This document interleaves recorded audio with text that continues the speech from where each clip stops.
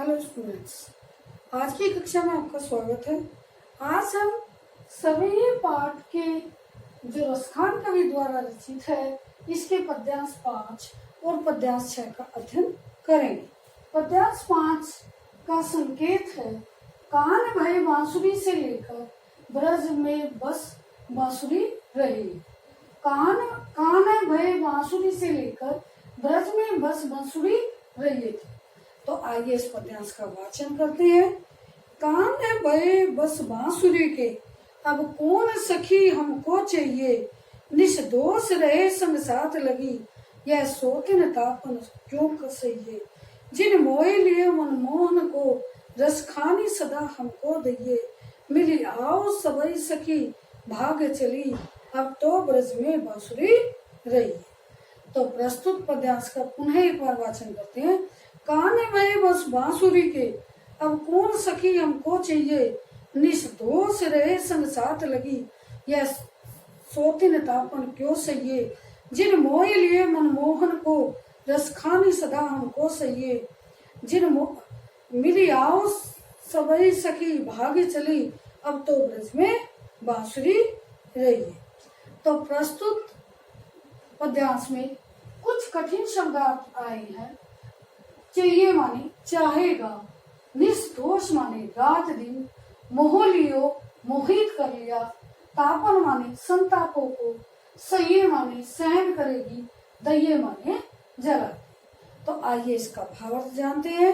प्रस्तुत पंक्तियों में गोपियां जब श्री कृष्ण जी हर समय बांसुरी को ही बजाते रहते थे, तो गोपियों का बांसुरी के प्रति अपना ईर्ष्या भाव इसमें व्यक्त हुआ है।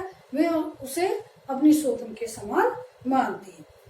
कान भय, एक सखी दूसरी सखी से कहती है कि कहना भय बस बांसुरी के, हे सखी अब तो कहना माने श्री कृष्ण, अब तो श्री कृष्ण इस बांसुरी के ही हो गए हैं, इस बांसुरी के वश में हो गए हैं। अब हे सखी हमें कौन चाहेगा। अर्थात कहने का भाव यह है कि अब तो श्री कृष्ण बांसुरी से प्रेम करने लगे हैं, अब हमसे कौन प्रेम करेगा।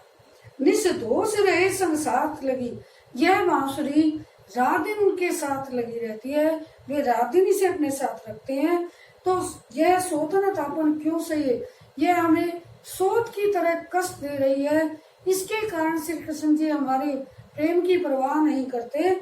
अतः इस सोतन रूपी कष्ट को कौन सहेगा।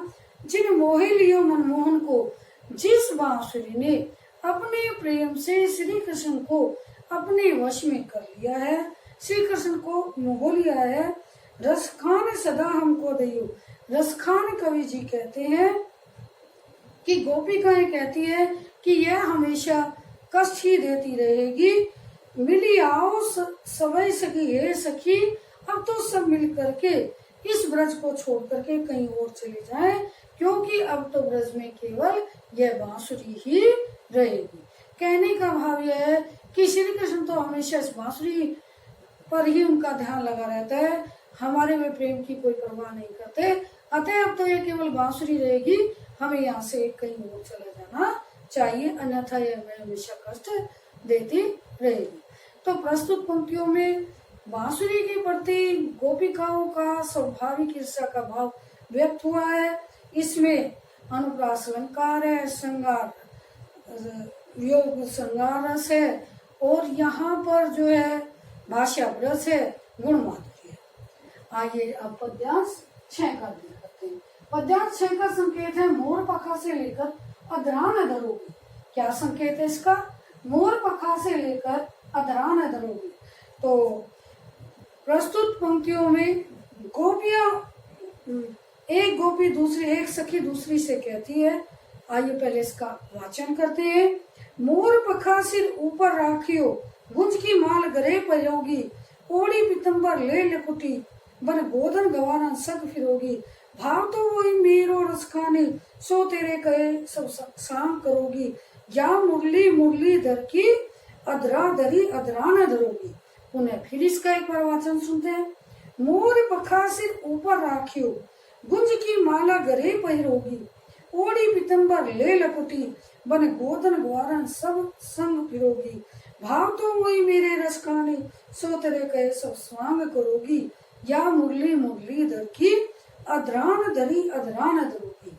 तो इसके भी कुछ कठिन शब्द हैं। मोर पखा माने मोर के पंखों से बना हुआ मुकुट। मोर पखा का अर्थ है मोर के पंखों से बना हुआ मुकुट। गले माने गले में, अधराना होठों पर नहीं, पीतम्बर माने पीला वस्त्र, लकुटी माने छोटी लाठी, स्वांग माने श्रृंगार अभिनय, अधरान माने होठों पर। अधरा न माने होठों पर नहीं, अधरान माने होठों।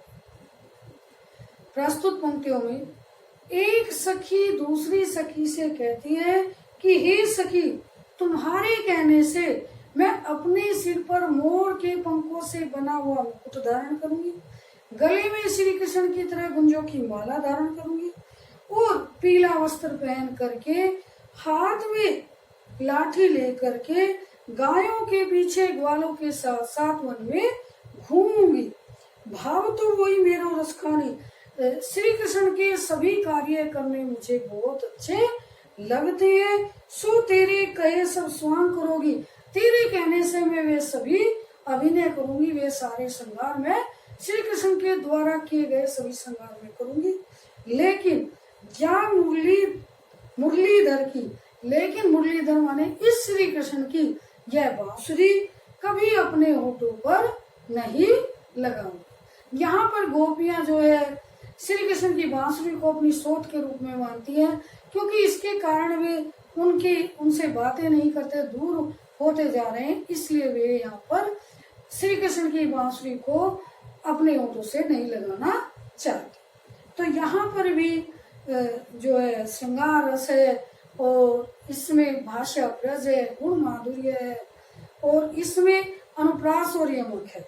अधरान अधरान धरी अधरान धरोगी, या मुरली मुरलीधर की, मुरली मुरली यहाँ पर अनुप्रास अलंकार है, अधरान में यहाँ पर जो है यमक अलंकार है। तो अब आज हमने इसके 5 और 6 का अध्ययन किया। आगे के वीडियो में हम इसका केवल एक अंतिम पद्यांश रह गया, उसका अध्ययन करेंगे। धन्यवाद।